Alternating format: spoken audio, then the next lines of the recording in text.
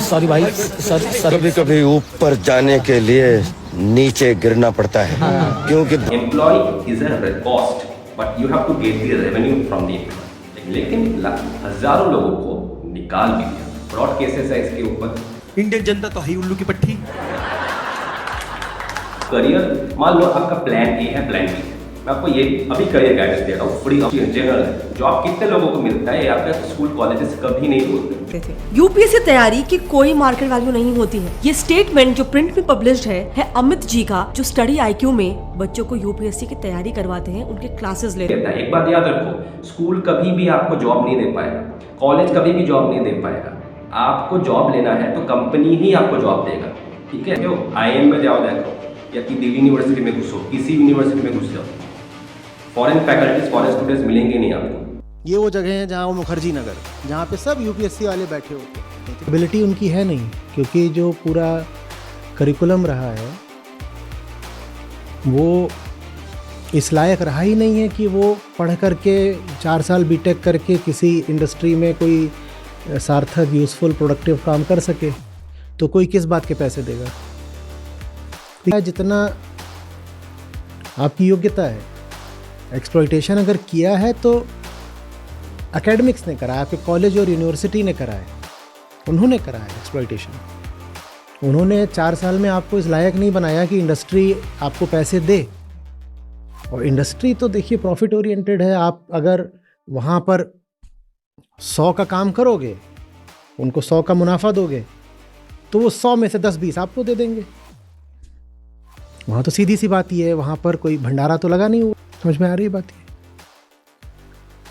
अभी देखा है ना कितने इंजीनियरिंग कॉलेजेस बंद हुए हैं पिछले 5-10 सालों में। प्राइवेट सेक्टर को पनपने भी इसीलिए नहीं दिया जाता ब्यूरोक्रेसी के द्वारा, क्योंकि प्राइवेट सेक्टर अगर पनप गया तो ब्यूरोक्रेसी की इज्जत कम हो जाएगी। इंटरनेशनल खिलाड़ी सुना था, इंटरनेशनल भिखारी पहली बार देखा। केसेस कॉलेज की फीस से सिर्फ आपको डिग्री मिलती है। प्लेसमेंट एंड इंटर्नशिप के लिए आपको खुद से एफर्ट लगाने पड़ते हैं, स्किल्स सीखनी पड़ती है। Welcome to anywheregk.in। My name is professor Habib. आज हम एक ऐसे कंपनी के बारे में बात करने वाले हैं जो कंपनी बहुत ही ज़्यादा फेमस है, और इस कंपनी को लोग समझते हैं कि एजुकेशन इंडस्ट्री में, एडुटेक इंडस्ट्री में सबसे बड़ा कंपनी, यस, बायजूस। लेकिन बायजूस के बारे में कितने लोग एक्चुअली जानते हैं, क्या इनमें अच्छाई है और क्या अच्छाई नहीं है। कोचिंग इंडस्ट्री के बारे में हम बताएंगे, what are the things which are bad happening in coaching industry, क्यों इंडिया में कोचिंग इंडस्ट्री पागल के जैसा बन रहा है धीरे धीरे, और बहुत कुछ बताएंगे। चलिए स्टार्ट करते हैं। आप लोग जानते हो बायजूस के बारे में, बायजूस रविंद्रन ने बायजूस को बनाया था। बायजूस को किस लिए बनाया गया था? बायजूस को ऐसा एग्जाम प्लेटफॉर्म जैसा बनाया गया था। बायजूस ने अपने दोस्तों के साथ बायजूस को बनाया, और बायजूस को लगा कि अपने दोस्तों को अगर मैं सिखा सकता हूँ एग्ज़ाम्स के लिए, MBA एग्ज़ाम्स के लिए, तो मैं दूसरों को क्यों नहीं सिखा सकता। तो इन्होंने बहुत साल पहले एक कोचिंग सेंटर शुरू किया स्पेसिफिकली MBAs के लिए। उसके बाद धीरे धीरे इन्होंने बहुत सारे जो बाकी एग्ज़ाम्स हैं हमारे देश में, जो कॉलेज एग्ज़ाम्स हैं, गवर्नमेंट एग्ज़ाम्स हैं, एंड ट्यूशन क्लासेस जो है हमारे देश में, उसको इन्होंने देना शुरू कर दिया। आप सब लोग जानते हो कि बायजूस एक छोटा कंपनी तो है नहीं, अभी बहुत बड़ा कंपनी बना। तो बड़ा कंपनी बनता कैसे? आप अकेले तो नहीं बना सकते हो, हज़ारों लोग काम करते हैं। Okay, Byju's the learning app, यह है टैगलाइन। तो इन्होंने अपना टैगलाइन शुरू किया। अब क्या पढ़ाने वाले, इन्होंने बहुत सारी चीज़ों को बढ़ा दिया। लेकिन क्या ये एसेट लाइट कंपनी है या एसेट हेवी कंपनी है, हम उसके बारे में डिस्कस करने वाले हैं। जिसको पता है एसेट लाइट एसेट हेवी, वो समझ गया हो। एसेट लाइट कंपनी जो होता है वो अपना कुछ जो एजुकेशनल चीज़ है वो बाकी दो लोगों को दे देगा करने के लिए, ठीक, जैसे लाइसेंसिंग बोलते हैं जिसको।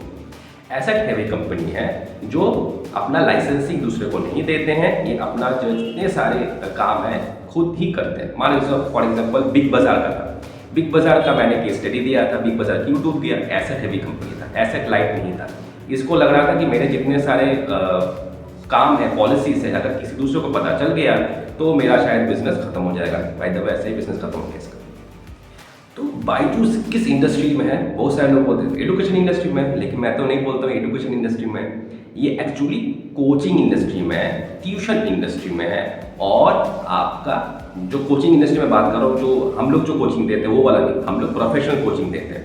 ये दूसरे कोचिंग इंडस्ट्री में देखो, हर चीज़ में पैरेलल इंडस्ट्री चलता रहता है, ठीक है। जैसे आप अल्कोहल बेचते हो, अल्कोहल के साथ साथ बीड़ी सिगरेट भी पैरेलल चलता रहता है, ठीक है। देसी दारू मिलती है कि नहीं, पैरेलल इंडस्ट्री है।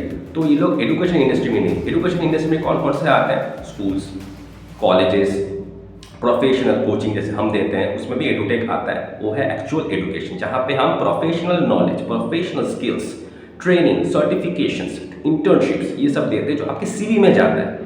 ट्यूशन्स पढ़ के, एग्जाम्स दे के, गवर्नमेंट एग्जाम्स के लिए तैयारी करके आपके सीवी में कुछ नहीं जाएगा, एकदम ये जीरो इंडस्ट्री है।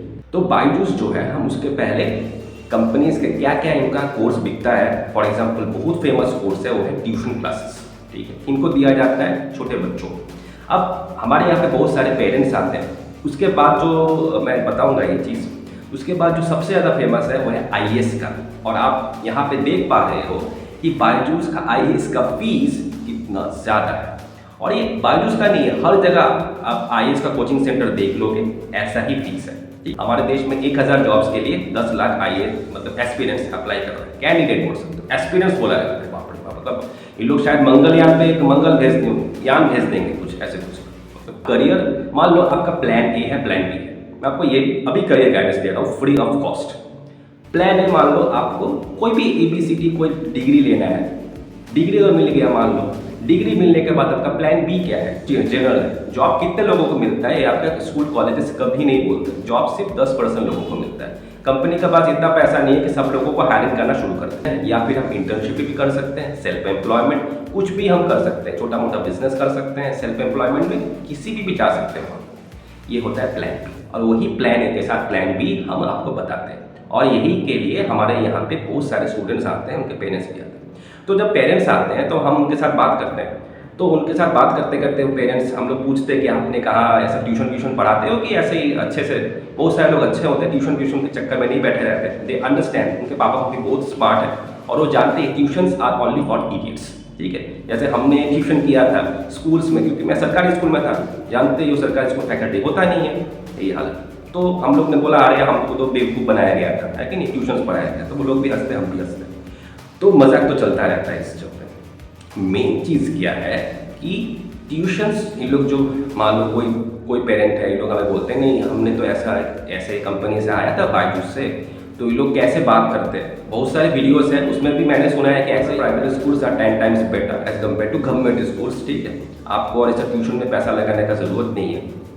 लेकिन जो पेरेंट्स आते हैं उन्होंने ये भी कहा है कि बहुत सारे जो इनके बायजूस के जो एग्जीक्यूटिव्स हैं ये घर पे भी आते हैं। अब इनको ये डेटा कहाँ से मिलता है, तो ये लोग ऐड चलाते हैं, जस्ट डायल से शायद मिल सकता है, या स्कूल्स के साथ इनका शायद स्कूल में पैसा देते हैं, स्कूल का सब जितने सारे फ़ोन नंबर है पापा मम्मी को तो मिल ही जाता है ऑब्वियसली पैसा। तो इनके ऊपर फ्रॉड चार्जेस क्या है, फ्रॉड चार्जेस आपने देखा है गवर्नमेंट ऑफ इंडिया ने लगाया हुआ है, बहुत सारी कंपनीज ने लगा हुआ है, यहाँ पे आपको दे दूंगा मैं। क्यों हो रहा है ऐसा, ये इसलिए हो रहा है क्योंकि इन्होंने आज तक एक पैसा भी नहीं कमाया। इनके पास फंडिंग तो बहुत है, लेकिन एक पैसा कमाने का मतलब इसको बोलते हैं प्रॉफिट।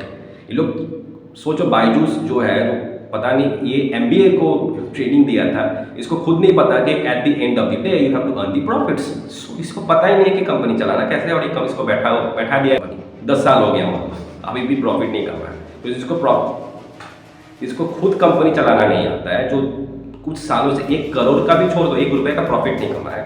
आप लोग उसी से पढ़ाई सीख रहे हो। सोचो employ is a cost but you have to get the revenue from the employ. लेकिन अगर आप ऐसा एम्प्लॉय हायर करोगे जो रेवेन्यू तो दे नहीं रहा है, उल्टा आपका एक्सपेंसेस किए जा रहा है, और इसका फाउंडर जो है वो उसको खुद नहीं पता क्या करना है नहीं करना है, हर जगह पैसा लगाया जा रहा है, एक्विजिशन किए जा रहा है, तो उसको कुछ नहीं पता। हमें जापान में, सिंगापुर, मलेशिया में जाओगे, वहाँ पे लोग कॉलेज नहीं जाना चाहते हैं, वो लोग सीधा प्रोफेशनल कोर्सेज पे जाना चाहते हैं, because professional courses gives you direct knowledge and आपको इंटर्नशिप देता है। एक बात याद रखो, स्कूल कभी भी आपको जॉब नहीं दे पाएगा, कॉलेज कभी भी जॉब नहीं दे पाएगा। आपको जॉब लेना है तो कंपनी ही आपको जॉब देगा, ठीक है। इंटर्नशिप्स कंपनी ही देने वाला है, कोई नहीं देगा। करियर का नॉलेज एक्सपर्ट ही देगा जो जानता है करियर का बारे में। इसलिए लड़के लड़कियां हमारे पास आए, जिसको गवर्नमेंट कॉलेज में कभी आप देखे हो, IIM में जाओ देखो, या कि दिल्ली यूनिवर्सिटी में घुसो, किसी यूनिवर्सिटी में घुस जाओ, फॉरेन फैकल्टीज, फॉरेन स्टूडेंट्स मिलेंगे नहीं आपको। यहाँ से लोग पढ़ाई करके मास्टर्स करने जाते हैं या फिर ग्रेजुएशन मास्टर्स फॉरेन में करने जाते हैं और वहीं पे सेटल होना चाहते हैं। क्या करेंगे इस देश में आगे? एजुकेशन बहुत अभी भी बैकवर्ड है, ठीक है, हम उसको चेंज करने वाले हैं। अगर आप साथ नहीं दोगे तो हम चेंज कहाँ से करेंगे? मोबाइल फ़ोन तो मिल गया, 4G 5G 6G, अब थोड़ा मलेशिया चले जाओ, वहाँ का 4G 5G, साउथ कोरिया जाओ, हंसोगे यहाँ पे आके देख के, यही चीज़ है, ठीक है।